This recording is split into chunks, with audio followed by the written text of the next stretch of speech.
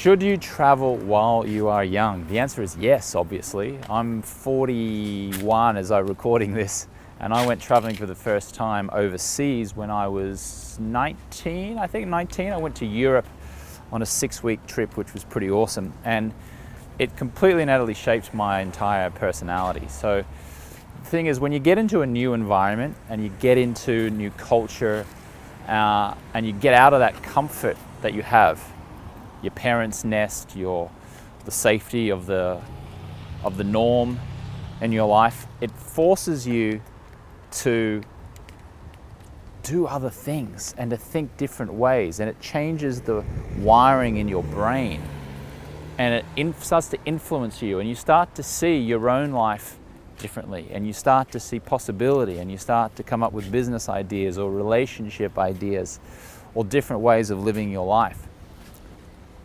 So when is the best time to go traveling? It's absolutely as soon as possible. Now, I did make a mistake with my traveling. Well, just to be clear, I'll just let you know what traveling I did do. Let's walk down here a little bit. When I went traveling, the first time I went overseas was 1996, and this is before we had audio books and smartphones. And so I made the mistake of not listening to audio CDs, I guess you could say, although maybe even the CDs weren't out there. Oh, they were.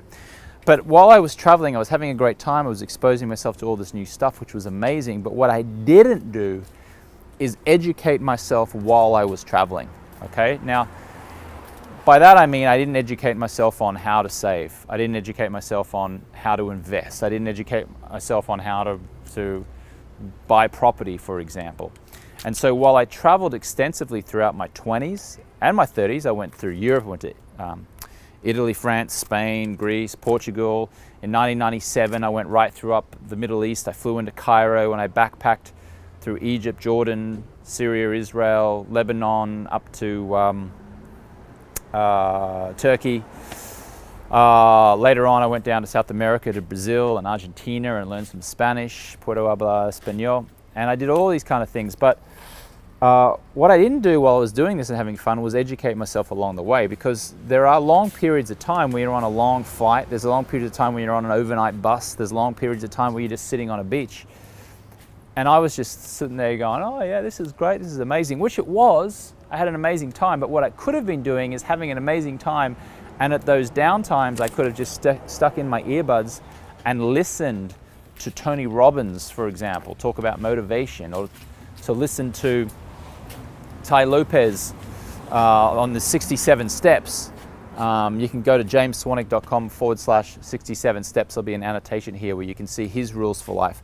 Or you could have listened to the greats on real estate investment, or anything like that. But I didn't do that. So by the time that I got into my mid-30s, I was all of a sudden playing catch-up. I'm like, wow, I've traveled the world. I've been to 40-something countries. I've had an amazing time.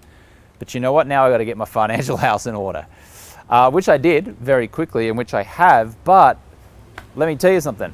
I'd have a lot more money in the bank right now if I had traveled the world and learned stuff and educated myself at the same time. So the best time to go traveling is now, if you can. And here's the thing, if you can't afford it, or you think you can't afford it, there's lots of ways around it now. Like, you can go to countries where you can use whatever currency you're using, and it goes a long way. For example, if you're watching this in America and you've got US dollars, that goes a long way in many parts of Asia. It goes a long way in many parts of South America, like Colombia or Peru or Bolivia or even Argentina. So it doesn't mean you have to go on like these big, super expensive European holidays if the currency doesn't work for you, but pick a country or countries where your currency does get a good exchange rate and go and visit those. It's better than not doing anything. Like, force yourself out of your comfort zone. And when you do that, like I said, it rewires your brain. You start to appreciate different cultures, appreciate different ways of living. It starts to inspire you with ideas. So when you go back to the culture that you grew up in, you now are able to create new businesses or create new relationships. What's more, you become a hell of a lot more interesting, quite frankly, because Now you can have great, interesting conversations over dinner or with friends or at a party, and you can say, hey, when I was here I saw this, or did you know that when you're in Santorini and the Greek islands there's a beautiful sunset, it was amazing, and people are like, really, tell me about it. So now you become interesting. So be interested in the world, travel around, go and see places. It'll completely and utterly change your way of thinking, and record yourself while you do it. I mean, we live in an age now where you can just take your phone, your smartphone, and record it and stick it up on YouTube, and before you know it, you've got like thousands of people following you, like following your travels. It's pretty cool. So you can document it. If I have, for me to actually look at photos of me when I traveled in 96 and 97, now I've got to go to my mother's house back in Brisbane, Australia, go into her garage, into like a big box, and try and dig up these old photos that we used to print out. Today, it's like you can record everything, right, on video on your smartphone. So get out there and travel the world, explore new adventures, new cities, new countries. Get out there.